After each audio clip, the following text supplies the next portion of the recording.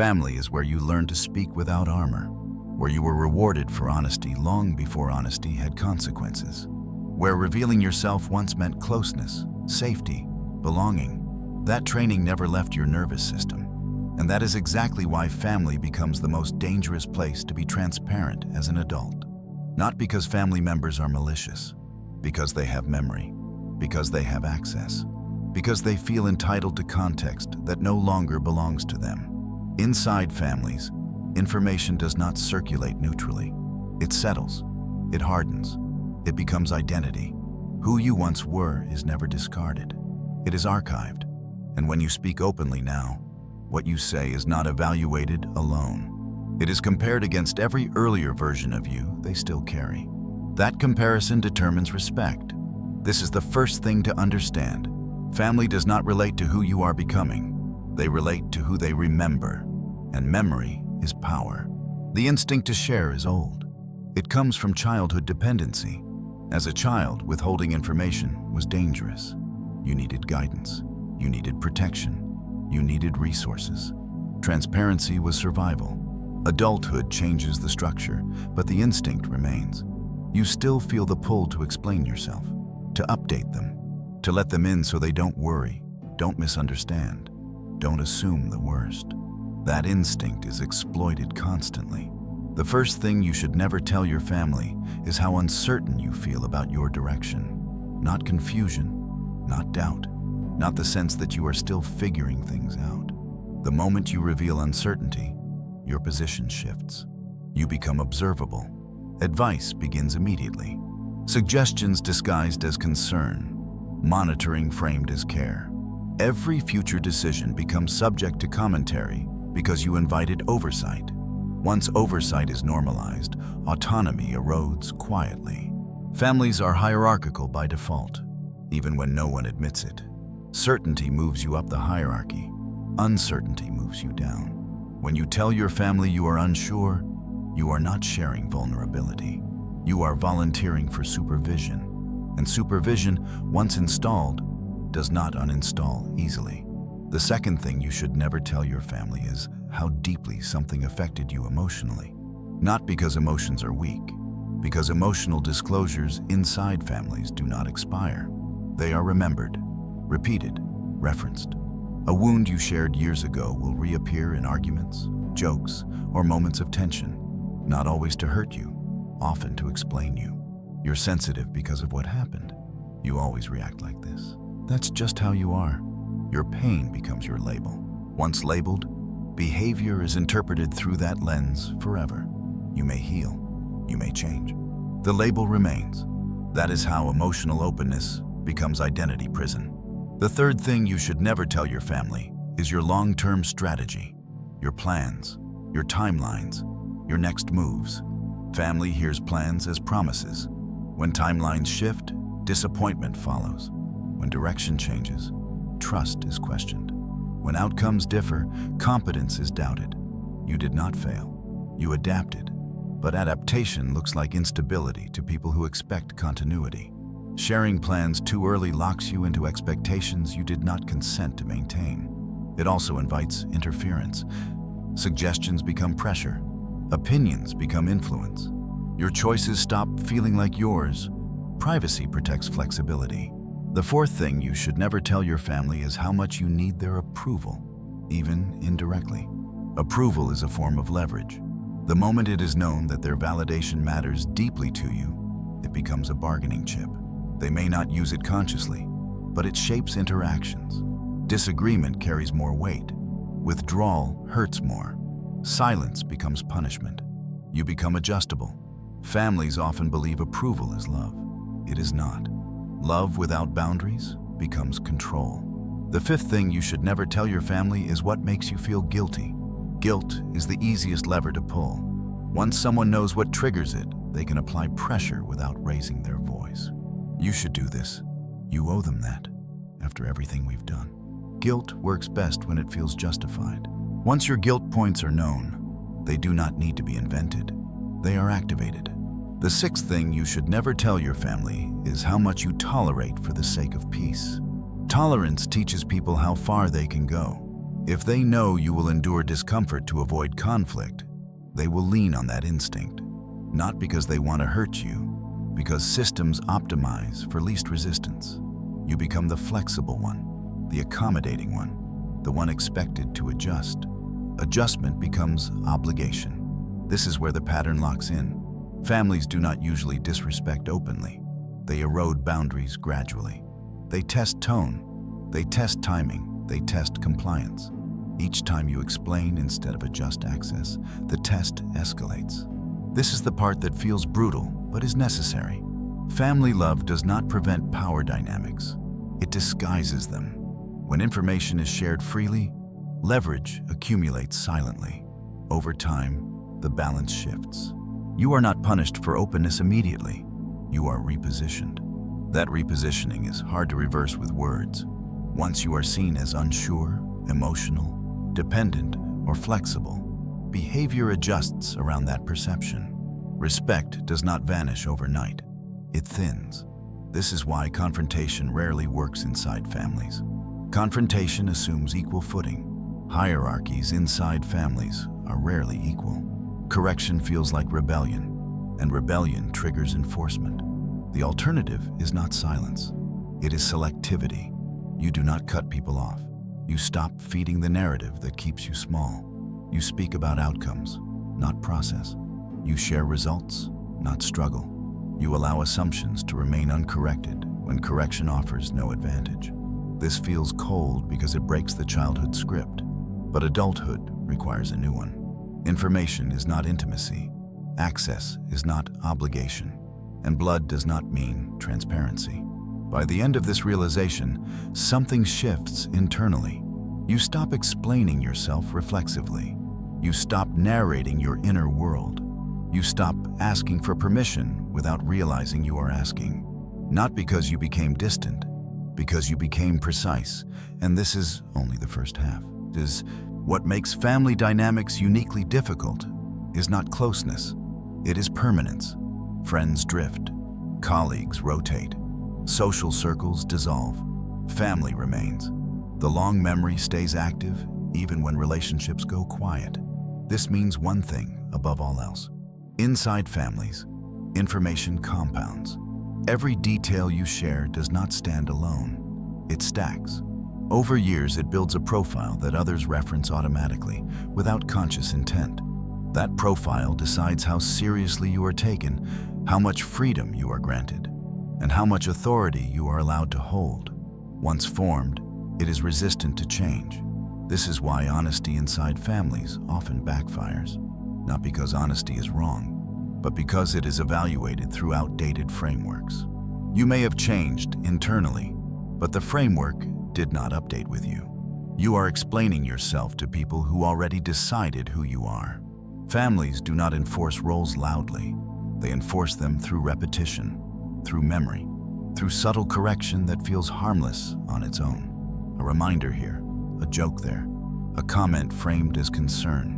None of it feels hostile. That is why it works. Roles inside families are not assigned once. They are reinforced continuously. Every interaction either confirms the role or threatens it. When someone senses a role slipping, they act, not consciously, instinctively. This is why growth inside families is slow and often resisted. Growth destabilizes the internal map. If you change too quickly, the system tries to slow you down, not to harm you, but to restore familiarity. Familiarity feels safe to those who rely on it. Information is the tool that keeps familiarity intact. When you share your doubts, they remember you as uncertain. When you share your struggles, they remember you as fragile. When you share your process, they remember you as unfinished. Those memories do not expire. Years later, they surface in moments that surprise you. You hear echoes of things you said long ago, used to frame choices you are making now. You feel judged not for who you are, but for who you were. This is not cruelty. It is archival. Families archive versions of you and pull them out when they need context. That context is often outdated, but it is emotionally familiar, so it overrides new data. This is why success alone does not always shift respect. If the old role is strong enough, success is reinterpreted to fit it. It becomes luck, timing, help from others, a phase. The role survives. Trying to correct this verbally rarely works. Correction sounds defensive. Defense confirms insecurity. Insecurity confirms the role. The more you explain, the more evidence you give that the framework still applies. The only thing that challenges a role is consistent behavior that contradicts it without explanation. Consistency is what updates memory, not declarations, not arguments, not emotional appeals, just repeated reality that no longer matches the archive. This requires something difficult. You have to allow misinterpretation in the short term to regain authority in the long term. Most people cannot tolerate this. They want immediate recognition. They want others to see them accurately now. That impatience traps them in old roles. You let the mismatch exist. When your actions no longer align with the old narrative, tension appears. Family members try to resolve that tension by pulling you back into familiar patterns. They reference the past. They question your choices. They subtly reassert authority. This is a test, not of your loyalty, of your stability. If you collapse back into explanation, the role reasserts itself. If you remain consistent without engaging the frame, the system is forced to update. Updating is uncomfortable, so it happens slowly. This is why selective opacity is essential, not as secrecy, but as insulation. You stop feeding the archive. You stop giving it new material to distort. You share outcomes, not evolution. You speak in facts, not feelings. You let your life speak where words would weaken position. This changes the emotional economy of the family. They can no longer track you the way they used to. They lose predictive power. They stop anticipating your reactions. That uncertainty forces caution. Caution produces respect faster than explanation ever will. You may notice guilt attempts increasing during this phase. Comments about distance, about change, about how things used to be. This is the system trying to restore equilibrium. You do not fight it. You do not explain it. You do not reassure it. Reassurance would return the old access. Instead, you let the discomfort pass without intervention. This is not punishment. It is non-participation. Eventually, the attempts stop, not because everyone understands, because the behavior no longer works. At this point, something internal changes permanently. You stop viewing family reactions as instructions. They become background noise, informational, not directive. You decide what enters your internal space. That decision is adulthood. That is a losing position. Families rely on consistency to feel stable. When you change, they feel destabilized. Not threatened in a dramatic way, but unsettled. And when people feel unsettled, they reach for control. Control does not always look aggressive. It looks like concern, like advice, like repeated questions, like reminders of who you used to be. This is where many people get trapped. They interpret this behavior as care and respond with more transparency. They explain more. They justify more. They reveal more of their internal process, hoping to be understood. Each explanation feeds the old framework. Understanding does not elevate you here. It anchors you. This is why selective opacity is not deception. It is boundary enforcement at the informational level. Selective opacity does not mean becoming distant or cold in appearance. It means becoming incomplete to those who would otherwise build a full psychological map of you. People cannot manage what they cannot fully model. And families, more than anyone else, attempt to model you completely. When they believe they understand you fully, they feel entitled to intervene. Advice becomes automatic. Judgment becomes casual. Assumptions harden without discussion. This does not happen because they disrespect you. It happens because full access invites control. Opacity interrupts that process. When answers shorten, when details disappear, when inner reasoning is no longer available on demand, the system loses precision. Precision is what makes interference feel justified. Without it, people hesitate. Hesitation is not hostility. It is recalibration.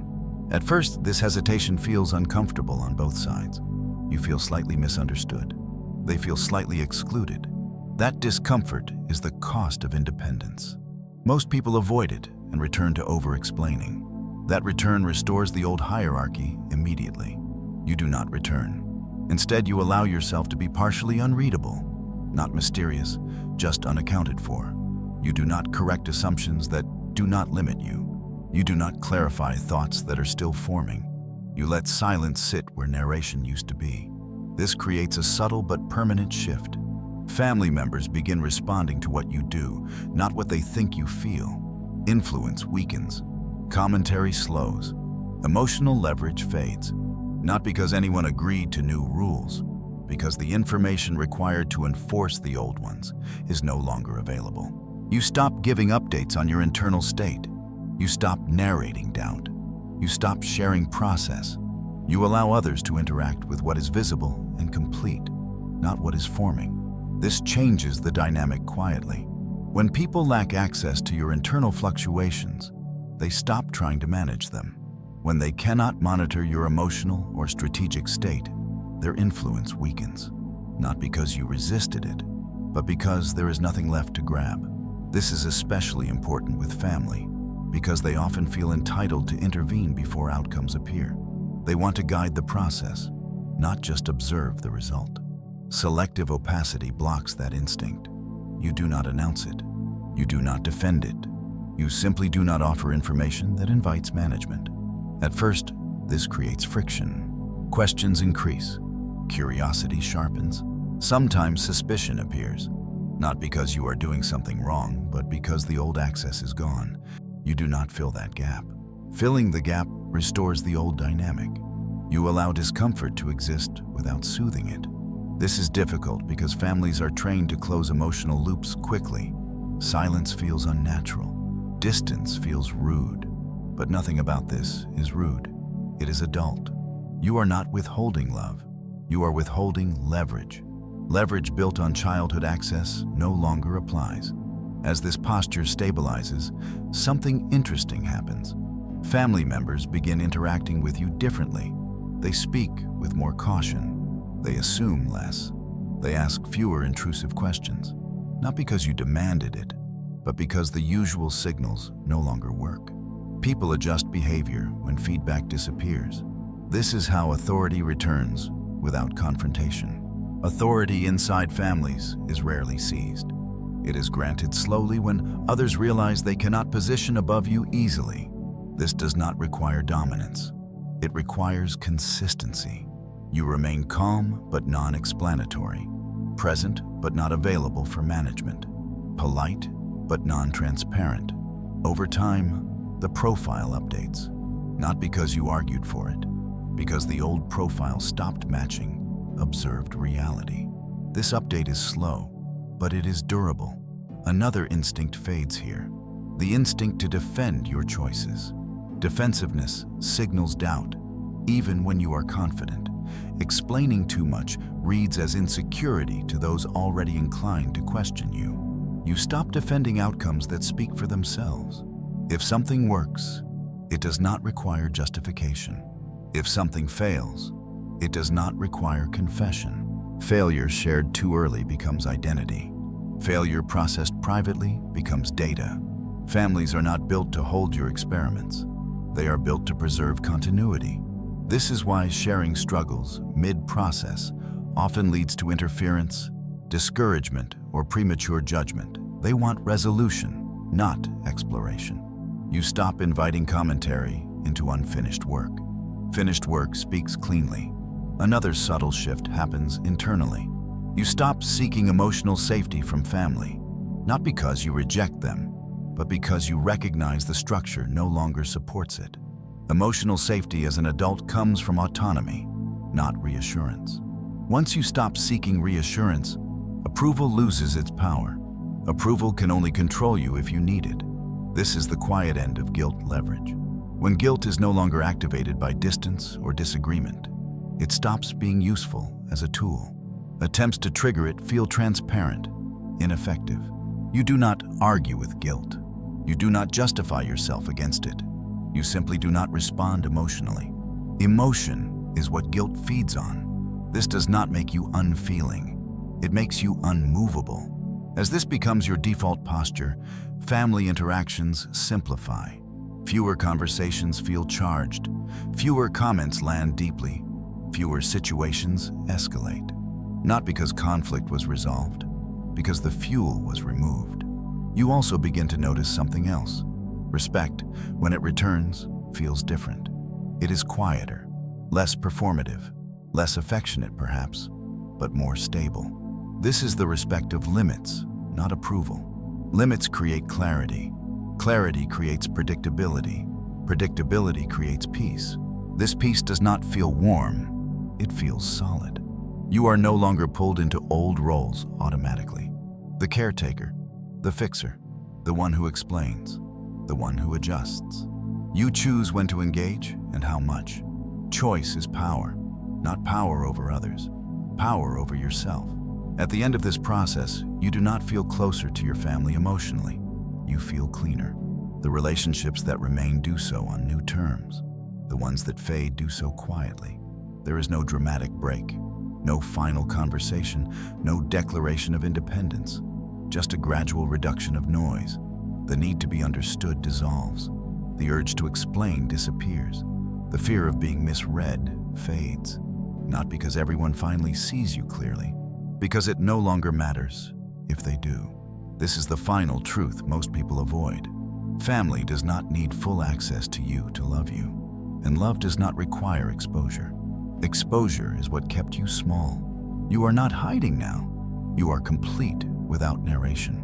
By the time this settles, reacting emotionally feels unnecessary, primitive, like responding to expectations that no longer apply. You are present, but not available for positioning. You are open, but not transparent. You are connected, but not accessible in the old way. And that balance holds. Nothing needs to be announced. Nothing needs to be corrected. You simply stop offering pieces of yourself that others were never meant to manage. And once you stop, the system adjusts around you, quietly, permanently.